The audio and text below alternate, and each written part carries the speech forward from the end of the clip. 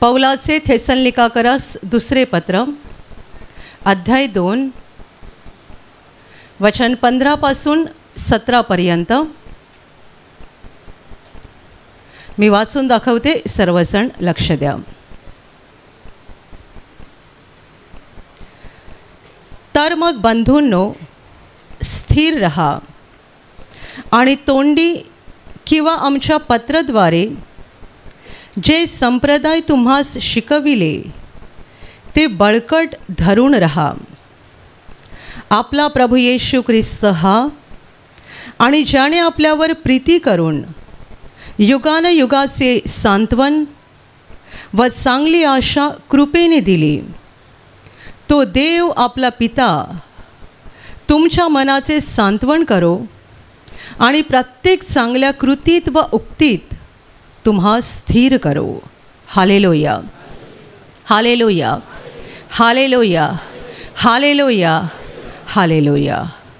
संत पौल लिहित आहे, तर मग बंधूंनो, स्थिर व्हा. स्थिर व्हा म्हणजे हलू नका, स्थिर व्हा. प्रभूमध्ये अढळ व्हा, प्रभूमध्ये स्थिर व्हा.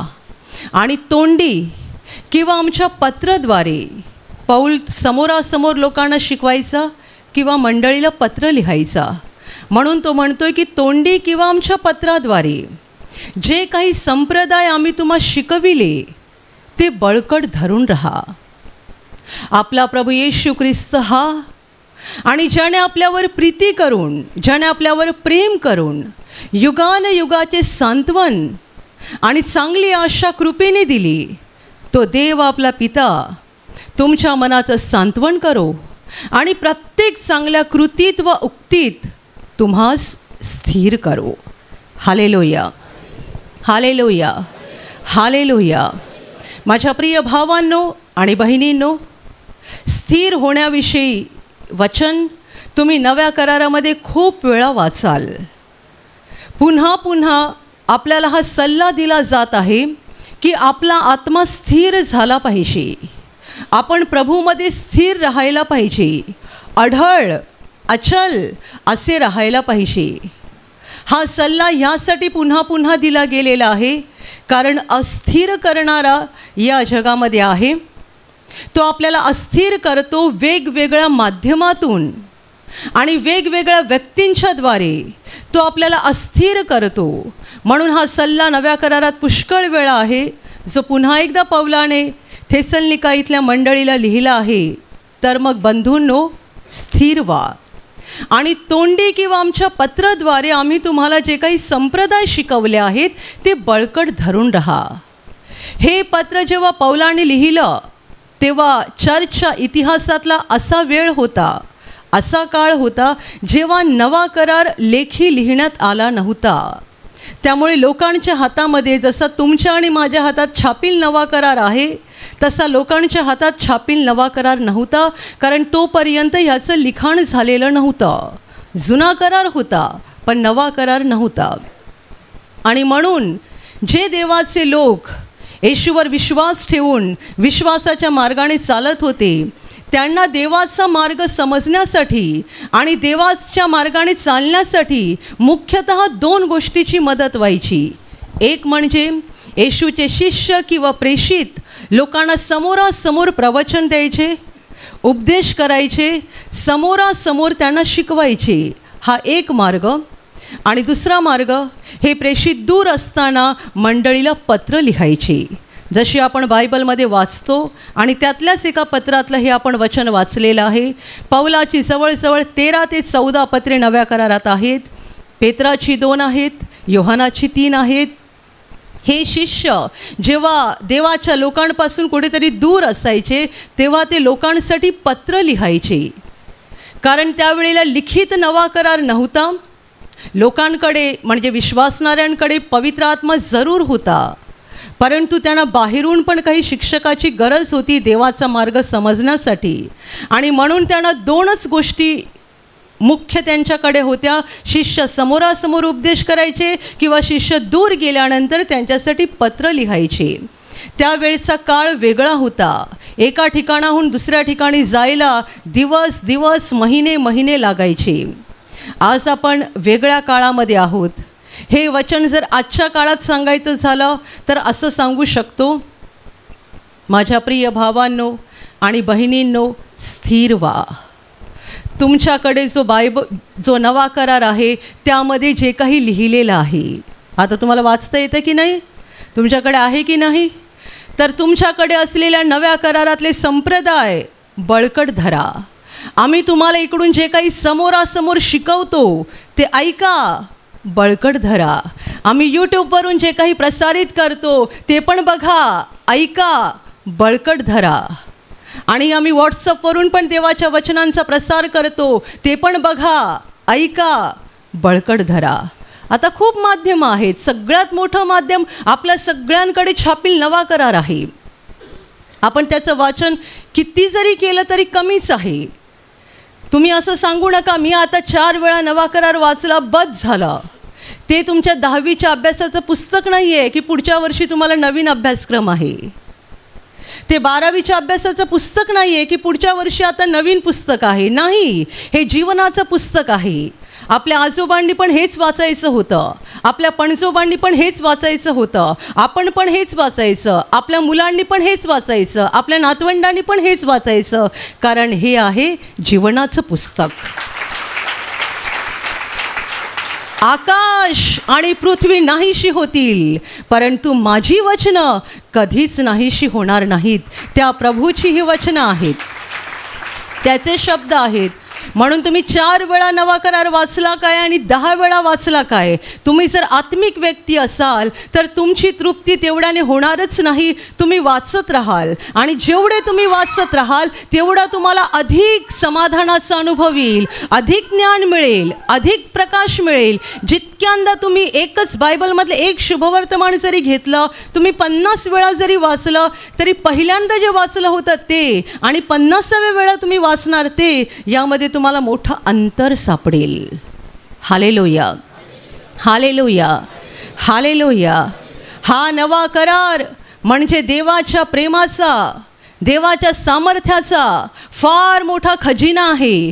तुम्ही त्याला कितीही खोदत गेलात तरी तो संपणार नाही आहे, संपणार नाही आहे.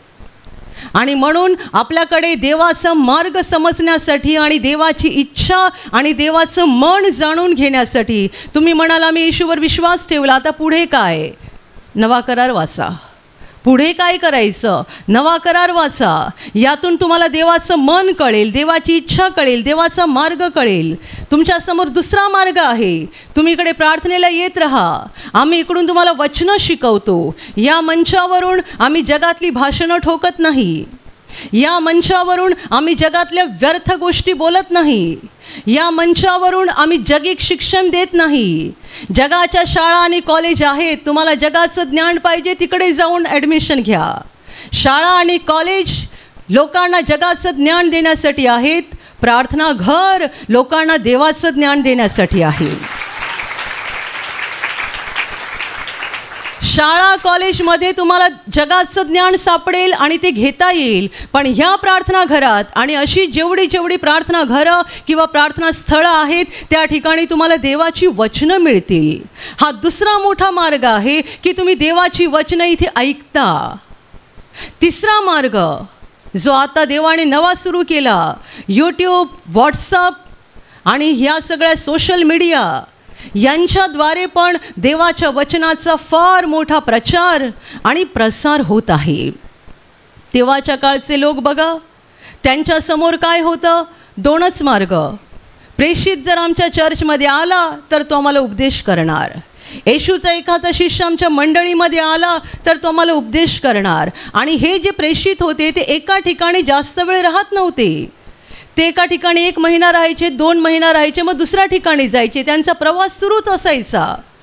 त्यामुळे त्यांच्यासाठी एक मोठा मार्ग होता. जेव्हा शिष्यांची भेट व्हायची तेव्हा शिष्य त्यांना प्रवचन द्यायचे, उपदेश करायचे. आणि मुख्यतः येशूचे 12 शिष्य अशासाठी की ह्यांनी येशूकडून अगदी जवळून सगळं ऐकलं होतं, अनुभवलं होतं. म्हणून पेत्र काय बोलतो, योहान काय बोलतो, याकोब काय बोलतो, थोमा काय बोलतो, याकडे लोकांचं फार लक्ष असायचं, कारण हे सतत येशूच्या सोबत राहिलेले होते. पौल हा मागाहून आलेला प्रेषित आहे. तो येशूच्या सोबत नव्हता, पण तरी त्यालाही येशूचं दर्शन झालं होतं आणि त्याला तर पवित्र आत्म्याने देवाच्या राज्याची फार मोठी रहस्य प्रकट केली होती. हे तर येशूचा प्रमुख शिष्य पेत्र याने पण त्याच्या पत्रात कबूल केलं आहे की आपला बंधू पौल याला फार मोठं प्रकटीकरण झालेलं आहे. तो मागाहून आलेला प्रेषित आहे, पण त्याला फार मोठं प्रकटीकरण झालं होतं. आणि म्हणून हे जेव्हा लोकांना भेटायचे तेव्हा त्यांच्या उपदेशाद्वारे, त्यांच्या भाषणाद्वारे, त्यांच्या प्रवचनाद्वारे ते लोकांना देवाचा मार्ग दाखवायचे आणि दूर असताना पत्र लिहून ते लोकांना स्थिर करायचे आणि देवाच्या राज्यामध्ये पुढे चालायला मदत करायचे. Hallelujah, hallelujah. आणि म्हणून तो म्हणतोय, तर मग बंधूनो स्थिर व्हा आणि तोंडी किंवा आमच्या पत्रद्वारे जे संप्रदाय आम्ही तुम्हाला शिकवले आहे ते बळकट धरून राहा, मजबूत धरून राहा, सोडू नका, अस्थिर होऊ नका. आणि पुढे स्थिर कशासाठी व्हायचं आहे, कोणत्या गोष्टीत स्थिर व्हायचं आहे ते तो अधिक स्पष्ट करून सांगत आहे. आपला प्रभू येशू ख्रिस्त हा आणि ज्याने आपल्यावर प्रेम करून युगानयुगाचं सांत्वन आणि चांगली आशा कृपेने दिली, तो देव आपला पिता, येशू ख्रिस्त आणि देव आपला पिता, ज्याने आपल्यावर प्रेम करून युगानयुगाचं सांत्वन, सर्व काळाचं सांत्वन आणि चांगली आशा कृपेने दिली, तो तुमच्या मनाचं सांत्वन करो आणि प्रत्येक चांगल्या कृतीत आणि उक्तीत तुम्हाला स्थिर करू. कृती म्हणजे काम, उक्ती म्हणजे शब्द. काम आणि बोलणं, तुमच्या कामात आणि तुमच्या बोलण्यात, तुमच्या वागण्यात आणि तुमच्या शब्दात देव तुम्हाला स्थिर करो. खरं तर एका अर्थाने पौलाने ही मंडळीसाठी केलेली प्रार्थना आहे. त्याला काय सांगायचं आहे, तुम्ही जो येशूवर विश्वास ठेवलेला आहे आणि तुम्हाला आम्ही जो देवाचा मार्ग दाखवला आहे त्या मार्गामध्ये असे स्थिर व्हा, असे स्थिर व्हा की तुमच्या बोलण्यात आणि तुमच्या वागण्यामध्ये देवाचा मार्ग दिसला पाहिजे. तुम्ही त्यातून ढळायला नको, त्यातून मागे हटायला नको आणि अस्थिर व्हायला नको. Hallelujah, hallelujah, hallelujah. प्रत्येक विश्वासणाऱ्यासाठी आणि देवाच्या व्यक्तीसाठी ही गोष्ट खूप महत्त्वाची आहे. म्हणून मी नेहमी सांगते, येशूवर विश्वास ठेवणं एका अर्थाने सोपी गोष्ट आहे. कारण जेव्हा तुम्ही प्रभूकडे येता, सगळेच प्रभूकडे येतात, तेव्हा त्यांना देवाच्या प्रेमाचा फार मोठा अनुभव येतो आणि हा अनुभव आल्यानंतर त्यांना तारणाऱ्याची ओळख होते, ते येशूवर विश्वास ठेवतात. पण हा जो त्यांनी विश्वास ठेवलेला आहे, या विश्वासामध्ये किती काळ ते स्थिर राहतात. येशूकडे येणं सोपी गोष्ट असते, विश्वास ठेवणं थोडी सोपी गोष्ट असते, पण त्या मार्गामध्ये टिकून राहणं मात्र कठीण गोष्ट असते. म्हणून पुष्कळ लोक येशूकडे येतात, विश्वासणारे बनतात आणि कालांतराने पुन्हा त्यांचा विश्वास ढळतो आणि ज्या अंधारातून देवाने त्यांना बाहेर काढलं त्या अंधारात ते परत जातात, कारण ते स्थिरपणे आपला प्रवास करू शकत नाहीत. अस्थिर करणारा आपल्या अवतीभोवती आहे आणि वेगवेगळ्या माध्यमातून तो आपल्याला अस्थिर करायचा प्रयत्न करतो. एखादा बंधू इकडे प्रार्थनेला आला आणि त्याने ठरवलं, इतकी वर्षे मी माझ्या ऑफिसमध्ये लाच घेऊन काम केलेलं आहे, आत्ता मला देवाचा मार्ग कळला. काय कळलं मला, हे लाच घेणं देवाच्या नजरेला पाप आहे, मला ते सोडलं पाहिजे, मी ते करणार नाही. दुसऱ्या दिवशी तो कामाला जातो आणि तो लाच घेणं बंद करतो. 1 दिवस, 2 दिवस, 1 आठवडा, 1 महिना, पण ज्या वेळेला हे त्याचं विश्वासातलं चालणं सुरू असतं त्यावेळेला अस्थिर करणारा त्याच्या अवतीभोवती फिरत असतो. त्याच्यासोबत काम करणारे किती जण त्याची चेष्टा करतात, किती जण त्याला हसतात. अस्थिर करणारे खूप असतात. ज्या माणसाने ऑफिसमध्ये लाच घ्यायचं बंद केलं, एवढी सोपी गोष्ट आहे का? मुळीच नाही. त्याच्यासोबत काम करणारे जे आहेत ते त्याला सतावल्याशिवाय सोडणार नाहीत. चेष्टा करतील, काय काय बोलतील, प्रसंगी रागावतील. एखाद्याने जर दारू सोडली असेल तर त्याने दारू परत प्यावी म्हणून किती प्रयत्न केले जातात. त्याला फुकटची दारू पाजली जाते. तेव्हा तो असा मनात विचार करतो, तेव्हा पीत होतो तेव्हा दिली असती तर बरं झालं असतं, तेव्हा कोणी मला फुकट दारू दिली नाही. आत्ता मात्र फुकटची दारू पाजणारे पुष्कळ जमा झाले. खरं तर हे फुकटची दारू पाजणारे नाही आहेत, हा अस्थिर करणारा त्या दुष्ट सैतानाचा आत्मा आहे, जो वेगवेगळ्या माध्यमातून आणि वेगवेगळ्या व्यक्तीद्वारे काम करतो आपल्याला अस्थिर करायचा. तो देवपिता आणि येशू ख्रिस्त तुमच्या मनाचं सांत्वन करो आणि तुम्हाला प्रत्येक कृतीत आणि उक्तीत स्थिर करो. स्थिर. कोणी निर्णय घेतलेला आहे, मी आजपासून हा वाईट मार्ग सोडणार, निर्णय तुमचा चांगला आहे, पण तुम्हाला माहीत आहे त्यामध्ये स्थिर राहण्याची फार गरज आहे. कोणी निर्णय घेतला, देवाने माझ्यावर फार मोठी दया केली, मला जीवनदान दिलं, मला पापांची क्षमा केली, आता मी दर रविवारी प्रार्थनेला येणार. छान. हा निर्णय मनातच ठेवा बरं का. बायकोला सांगू नका, घरच्यांना सांगू नका, कोणाला सांगू नका. कारण तुम्ही जेव्हा कोणाला सांगता ना तेव्हा त्यांना ऐकू जायच्या ऐवजी त्याला ऐकायला जातं, त्या दुष्ट सैतानाला. तो अस्थिर करणारा पहिला ऐकतो. म्हणून मी म्हणते, जेव्हा जेव्हा लोकांनी ते साक्षी दिलेले आहेत, आजपासून मी कधीच येशूला सोडणार नाही आणि कधीच प्रार्थनेला यायचं बंद करणार नाही, तो सगळ्यांच्या आधी बंद होतो.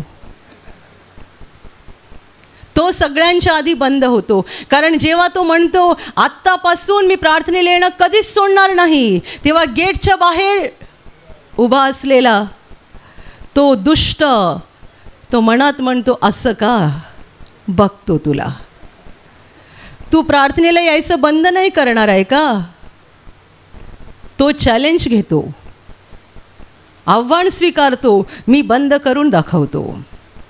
Hallelujah, hallelujah, hallelujah. मी देवाच्या राज्यात हा शहाणपणा खूप वर्षापासून पाळलेला आहे. खूप वर्षापासून. करून दाखवायचं, बोलायचं नाही. चांगली गोष्ट करून दाखवायची, नुसती पोपटपंची करत बोलायचं नाही. कारण आपण ज्यांच्यासमोर बोलतो त्यांच्यापेक्षा तो लांब असलेला दुष्ट लुसिफर पहिला ऐकतो आणि मग तो आपले अडथळे वाढवतो, तो आपला मार्ग कठीण करतो. म्हणून एवढ्या वर्षात देवाच्या राज्यात मी हा धडा शिकले आणि मी त्याप्रमाणे वागत राहिले की चांगले निर्णय मनात घ्यायचे, देवाशी बोलायचे, कोणाशी बोलायचे नाहीत. कारण जेव्हा आपण चांगले निर्णय दुसऱ्यांना शेअर करतो, आजकाल शेअर शब्द एकदम म्हणजे अशिक्षितांना पण कळतो. शेअर केलं, मी माझ्या मनातलं शेअर केलं, शेअर नाही केलं, वाट लावली. तुम्ही जेव्हा म्हणता ना मी अमुकाला काही शेअर केलं, तमुकाला काही शेअर केलं, शेअर नाही केलं, तुम्ही आपली वाट लावून टाकली. चांगले निर्णय, चांगल्या गोष्टी एकालाच सांगा ज्याला आपली खरी काळजी आहे, जो आपल्यावर खरं प्रेम करतो. त्याला सांगा, प्रभो मला तुझ्या या मार्गाने चालायचं आहे, मला हे असं करायचं आहे, मला ही तुझी इच्छा पूर्ण करायची आहे. आपल्या मनात देवाला सांगा, तोंडाने बोलू नका. मनात जेव्हा तुम्ही देवाला सांगता आणि देवाबरोबर शेअर करता तेव्हा देव तुम्हाला सांगतो, बाळा मी खंबीरपणे तुझ्यासोबत उभा आहे. मुली मी खंबीरपणे तुझ्या बाजूला उभा आहे. कारण तुझी इच्छा जी आहे ती मला मान्य आहे, मला पण तेच पाहिजे आणि म्हणून मी तुझ्या बाजूने उभा राहणार आणि मी तुला यासाठी ताकद देणार, शक्ती देणार, मार्गदर्शन करणार, प्रेरणा देणार आणि पुढे पुढे चालायला मदत करणार. Hallelujah, hallelujah, hallelujah.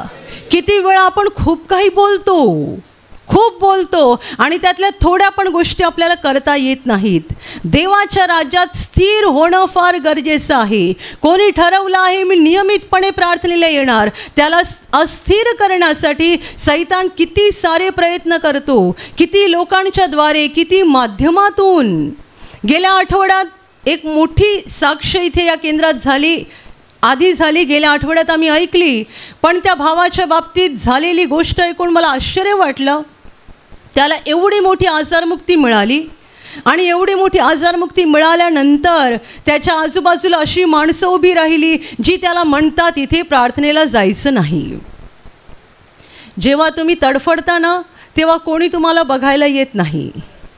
जेव्हा तुम्ही उपाशी असता तेव्हा 4 घास कोणी तुम्हाला अन्न वाढत नाही. जेव्हा तुम्ही खरे रडत असता तेव्हा तुमचे अश्रू पुसून तुमचं सांत्वन करणारे खरे सांत्वनदाते आपल्या बाजूला नसतात. पण जेव्हा देव आपल्याला सगळ्या दुःखातून बाहेर काढतो त्यावेळेला मात्र ह्या सगळ्यांना जाग येते आणि तिकडे जायचं नाही, हे करायचं नाही, ते करायचं नाही. हे लोक तयार होतात.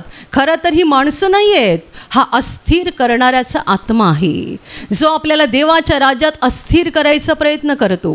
माझ्या प्रिय भावांनो आणि बहिणींनो, आणि म्हणून नव्या करारात हा सल्ला पुन्हा पुन्हा आहे, स्थिर व्हा, स्थिर व्हा, स्थिर व्हा. आता अस्थिर करणारे आत्मेत दोन्ही प्रकारामध्ये असतात. एक जगामध्ये आहे जो जगिक लोकांच्या द्वारे आपल्याला अस्थिर करतो आणि तोच आत्मा मंडळीमध्ये म्हणजे चर्चमध्ये सुद्धा काम करतो. खूप लोक जे देवाचे लोक, येशूचे शिष्य, विश्वासणारे असे आम्हाला चेहऱ्यावरून दिसतात आणि ते पण आम्हाला अस्थिर करायचा प्रयत्न करतात. देवाच्या मार्गाविषयी चुकीचं ज्ञान देऊन, देवाच्या वचनाविषयी चुकीचं ज्ञान देऊन, चुकीच्या गोष्टी सांगून ते आमच्या मनाचं गोंधळ करत असतात. गोंधळ. तुम्हाला असे काही लोक भेटले असतील, हातात बायबल धरून फिरतात आणि तुम्हाला म्हणतात तुम्ही येशूवर विश्वास ठेवता का? तुम्हाला खरं ज्ञान मिळालं नाही आहे, तुम्हाला खरी शिकवण मिळाली नाही आहे, हे असं आहे, हे असं आहे, हे असं आहे. सत्य हे आहे की हे आहेत सगळे मेंढराच्या वेशातले लांडगे. त्यांनी कपडे घातले आहेत मेंढरांचे, पण ते आतमधून क्रूर लांडगे आहेत जे तुम्हाला खऱ्या विश्वासापासून आणि देवाच्या खऱ्या मार्गापासून दूर नेण्याचा प्रयत्न करत आहेत. बायबलच्याच गोष्टी तुम्हाला सांगून उलट्या प्रकारे, विरुद्ध प्रकारे आणि अशा रीतीने तुम्हाला सांगतात किचकट प्रकारे की तुमच्या मनाचं गोंधळ होतो आणि मग तुम्ही अस्थिर व्हायची सुरुवात होते. काय खरं असेल? आम्ही त्या आशिष प्रार्थना घरात जातो, तिकडे आम्हाला असं शिकवलं जातं, ही व्यक्ती पण येशूचे शिष्य आहे, हे पण देवाचे लोक आहेत, हे पण येशूची प्रार्थना करतात, हे पण बायबल वाचतात आणि हे आम्हाला असं शिकवतात. खरं काय? खरं काय खोटं काय? मनामध्ये गोंधळ सुरू होतो आणि असले गोंधळ घालणारे जे लोक असतात ते भीती पण फार मोठी देतात. मोठी भीती. तुम्ही आमचं नाही ऐकलं तर तुमचं असं होईल, तुमचं तसं होईल.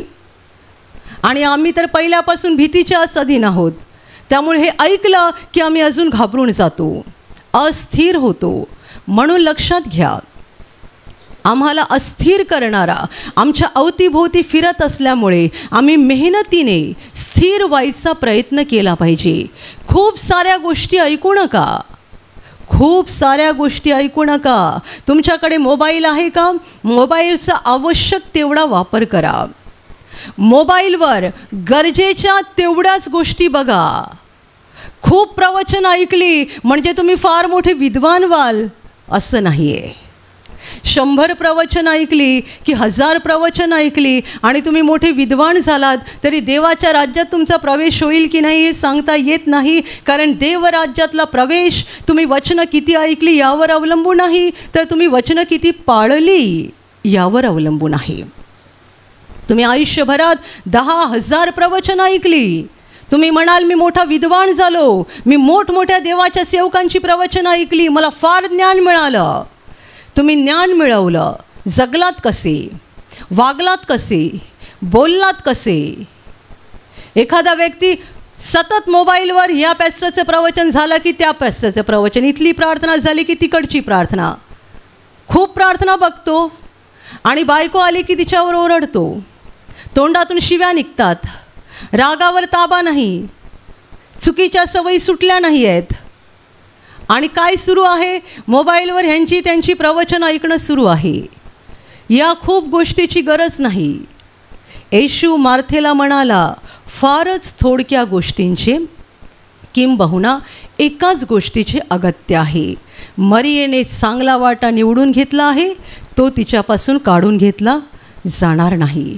शांतपणे आपलं मन प्रभूमध्ये स्थिर करणं आणि देवाच्या इच्छेप्रमाणे देवाच्या मार्गाने चालणं याची गरज आहे. खूप सारी दगदग आणि कटकट करायची गरज नाही आहे. Hallelujah, hallelujah, hallelujah. प्रभूमध्ये स्थिर व्हा. आपल्याला जीवनामध्ये रोज निर्णय घ्यावे लागतात आणि त्या निर्णयामध्ये टिकून राहायचं असतं. आपण खूप काही ठरवतो आणि जे काही ठरवलं आहे ते आपल्याला बळकट धरायचं असतं. कारण जेव्हा जेव्हा आपण वचन ऐकतो तेव्हा तेव्हा आपल्याला वाटतं हां मी करणार असं, हे वाईट मी काढून देणार, ही चुकीची गोष्ट मी बंद करणार, हा चांगला मार्ग मी धरणार, मी या चांगल्या मार्गाने चालणार असं ठरवतो आपण खूप.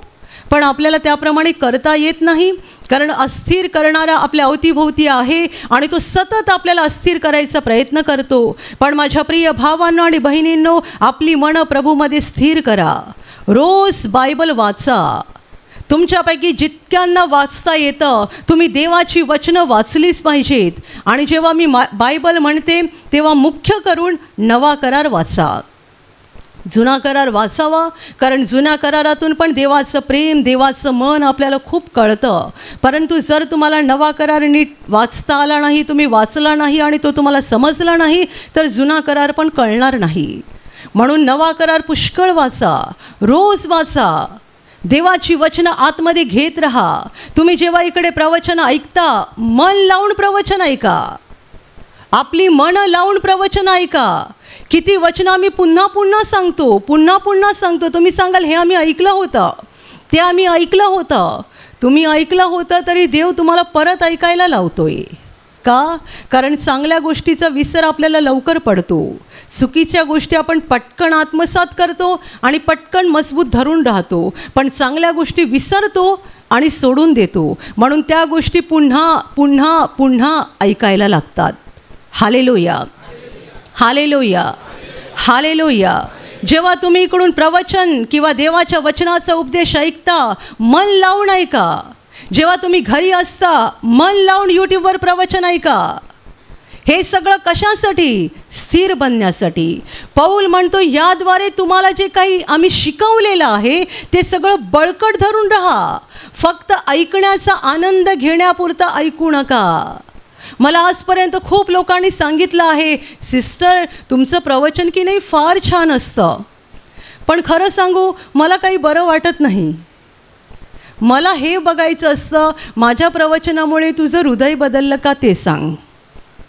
तू सासूशी बोलत नव्हती ती बोलायला लागली का? तू सुनेला त्रास देत होती ते बंद केलं का? तू भावाची जमीन बळकावली होती ती दिली का परत? केवढी कठीण गोष्ट सांगा, जमीन परत द्यायची. पण मी प्रवचन देते, मी बोलते, कोणाला लागो काही हो, लागण्यासाठीच बोललं जातं. पी.जी. वर्गीस म्हणतात लगा क्या, लगने के लिए ही बोला. अशाने तरी असं इंजेक्शन तरी हृदयाला लागून हृदय बदललं पाहिजे. कारण घर, जमीन, जागा दुसऱ्यांची बळकावून, हिरावून, दुसऱ्यावर अन्याय करून, सगळं गोळा करून नरकात जाण्यापेक्षा रिकामी व्हा आणि जीवनामध्ये प्रवेश करा. Hallelujah, hallelujah, hallelujah. खूप वर्षापूर्वी एक भाऊ मला म्हणतात, सिस्टर तुम्ही खूप कमी वेळ प्रवचन देता हो, 1 तास तरी द्यायला पाहिजे. तुम्ही बोलता तेव्हा खूप ऐकत राहायला वाटतं. मी मनात केलं तू येतच नाही दर रविवारी. मी दर रविवारी असते, तू दर रविवारी नसतो. मी आपलं 1 तास प्रवचन जोडायचं. Hallelujah, hallelujah. मी प्रवचन किती वेळ देते माहीत आहे? माझ्या प्रवचनाला काही काळ वेळ नसतो. जोपर्यंत आतून प्रॉम्प्टिंग सुरू आहे तोपर्यंत मी बोलते. जेव्हा प्रॉम्प्टिंग बंद होते तेव्हा मी 3 वेळा हालेलुया घेते आणि बंद करते. कारण मी प्रवचनाला येतानाच सांगते पवित्र आत्म्याला, या जिभेचा तू ताबा घे, या बुद्धीचा आणि विचारांचा तू ताबा घे आणि जितकं तुला बोलायचं आहे तेवढं तू बोल. माझ्या इच्छेने एक शब्द पण इकडे आला पाहिजे नाही. आणि मी आत्तापर्यंत अनेक वेळा, हजारो वेळा, मी माझ्या आयुष्यात हजारो प्रवचनं दिली. कारण वयाच्या 18व्या वर्षापासून मी प्रवचन देत आहे. आज माझं वय 44 होऊन गेलं. मोजा किती वर्ष मी प्रवचन देत आहे. आणि 2005-06 पासूनची माझी प्रवचनं व्हिडिओमध्ये पण आहेत. तुम्हाला दाखवणार नाही, आहेत व्हिडिओमध्ये. इतकी वर्षे मी प्रवचनं देत आहे, लोकांना शिकवत आहे, पण प्रत्येक वेळेला हजारो वेळा मी प्रार्थना केली आहे, हे देवा, माझी अशी इच्छा आहे की जेव्हा मी बोलेन त्यावेळेला लोकांचं हृदय बदललं पाहिजे. नुसती कानाची खाज जिरून काय फायदा? छान छान छान मस्त प्रवचन झालं. मस्त प्रवचन म्हणजे कुठे मस्त वाटलं सांगा? कानाला मस्त वाटलं, इकडे नाही मस्त वाटलं. म्हणून जेव्हा मी प्रवचन देते तेव्हा काही हसतात आणि काहींचे चेहरे पडतात. म्हणजे ज्यांना बरं वाटलं ते हसतात आणि ज्यांचे इंजेक्शन थेट हृदयाला लागलेलं आहे त्यांना जरा वेदना होत आहेत. पण कडू औषध माणसाला बरं करतं. हे जर तुमच्या हृदयाला लागलं आणि तुमचं हृदय बदललं तर तुमचा शेवट अनंत जीवनात आहे. Hallelujah, hallelujah, hallelujah, hallelujah. देवाच्या वचनामध्ये आपलं मन लावून ठेवा आणि पौल म्हणतो ते सगळं बळकट धरून राहा. आपल्याला एक दिवस आणि एक महिना नाही, शेवटपर्यंत आपल्या शरीरात शेवटचा श्वास असेपर्यंत विश्वासात टिकून राहायचं आहे. म्हणून स्थिर व्हा. माझा काका काय सांगतो आणि मामा काय सांगतो, अमुक पॅस्टर काय सांगतो आणि तमुक देवाचा माणूस काय सांगतो, हे महत्त्वाचं नाही आहे. तुम्ही काय शिकलात, देवाने तुम्हाला ज्या कळपात ठेवलेला आहे त्या कळपाच्या मेंढपाळाकडून तुम्ही काय शिकलेला आहात, तुम्ही नव्या करारात काय वाचलेलं आहे, तुम्ही बळकट धरून राहा. कारण अस्थिर करणारा आत्मा कोणाच्याही द्वारे काम करेल आणि तुम्हाला चांगल्या निर्णयापासून परावृत्त करण्याचा प्रयत्न करेल. हालेलुया. खूप वर्षापूर्वीची घटना आहे. एक माणूस केंद्रामध्ये प्रार्थनेसाठी आला होता, ज्याला भयानक दारूचं व्यसन होतं. कोणीतरी त्यांना आणलं होतं निवासी शिबिरात आणि ब्रदरांनी या शिबिरामध्ये, त्यावेळेला ब्रदर शिबिरातल्या लोकांचं काउन्सिलिंग स्वतः करायचे. खूप वर्षापूर्वीची घटना आहे. मला वाटते केंद्रात निवासी शिबिर सुरू होऊन पहिलं किंवा दुसरंच वर्ष होतं ते. ब्रदरांनी स्वतः माणसाचं काउन्सिलिंग केलं, त्यांच्यासाठी प्रार्थना केली आणि त्यानंतर हे माणूस या व्यसनातून मुक्त झाले. त्यांना फार चांगली नोकरी होती, पण सगळा पगार दारूमध्ये जायचा आणि जीवन फार भयानक बनलं होतं. पण देवाची दया त्यांच्यावर झाली, ते या व्यसनातून मुक्त झाले आणि खूप काळपर्यंत प्रार्थनेला येत राहिले. त्यावेळेला प्रार्थनेला लोक कमी असायचे, 300-400 लोक फक्त रविवारी प्रार्थनेला असायचे.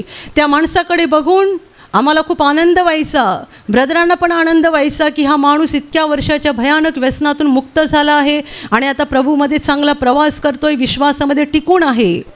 काही काळ निघून गेला आणि ते दिसायचे बंद झाले. खूप महिने गेले, ते दिसलेच नाहीत आणि खूप महिन्यानंतर जेव्हा ते परत आले केंद्रात, त्यावेळेला ते ब्रदरांना भेटले आणि म्हणाले, मी पुन्हा व्यसनात पडलो आहे. ब्रदर म्हणाले, तुम्ही विश्वासात चांगले चालत होतात, तुम्हाला अडथळा कोणी आणला, तुम्ही परत व्यसनात अडकलाच कसे?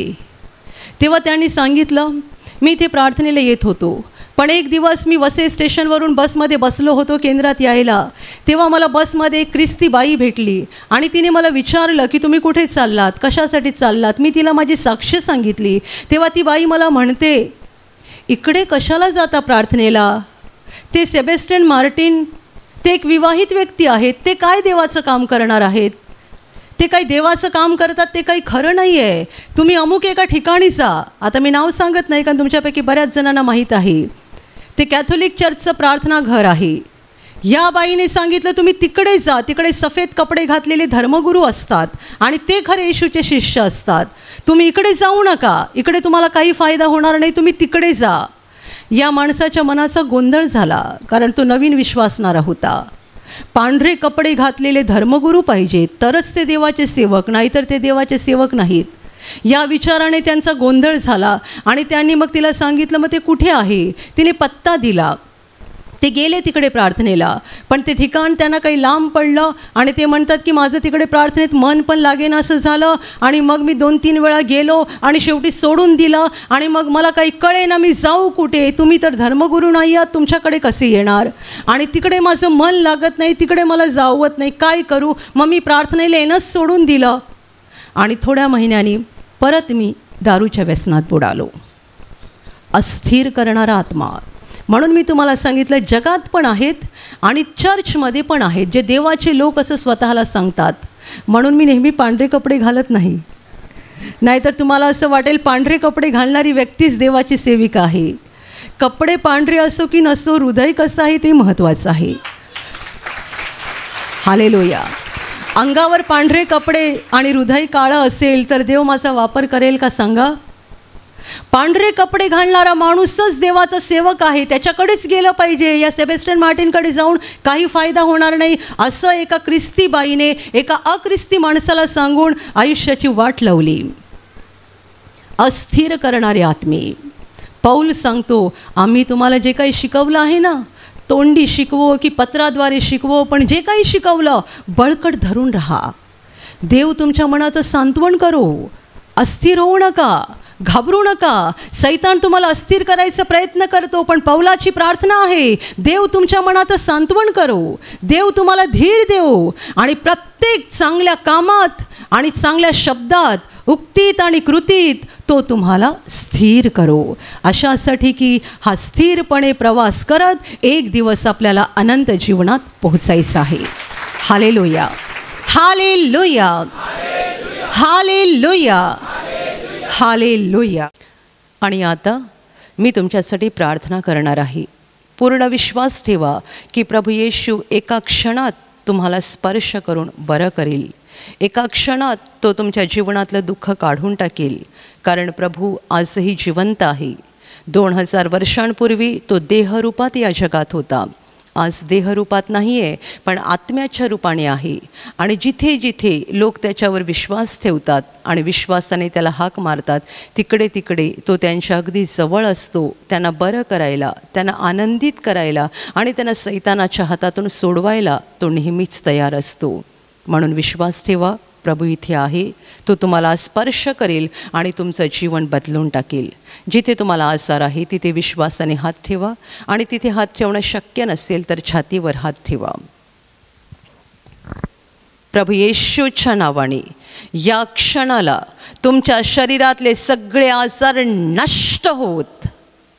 प्रभू येशूच्या नावाने तुमच्या जीवनातील सगळी दुःख निघून जावोत. सैतानाची सर्व कामं तुमच्या घरातून आणि तुमच्या कुटुंबातून प्रभू येशूच्या नावाने पूर्णपणे नष्ट होत. सर्व शुद्धात्म्यांनो, प्रभू येशूच्या नावाने मी तुम्हाला आज्ञा देत आहे, या क्षणाला यांना सोडून निघून जा आणि पुन्हा त्यांच्यात शिरू नका. प्रभूचं महान सामर्थ्य तुमच्यावर येऊ. पवित्र आत्मा तुमच्यावर येऊ. पवित्र आत्म्याचा आनंद तुमच्या जीवनात येऊ. पवित्र आत्म्याची शांती तुमच्या हृदयात येऊ आणि तुमचं जीवन स्वर्गीय प्रकाशाने भरून जावो. आमीन.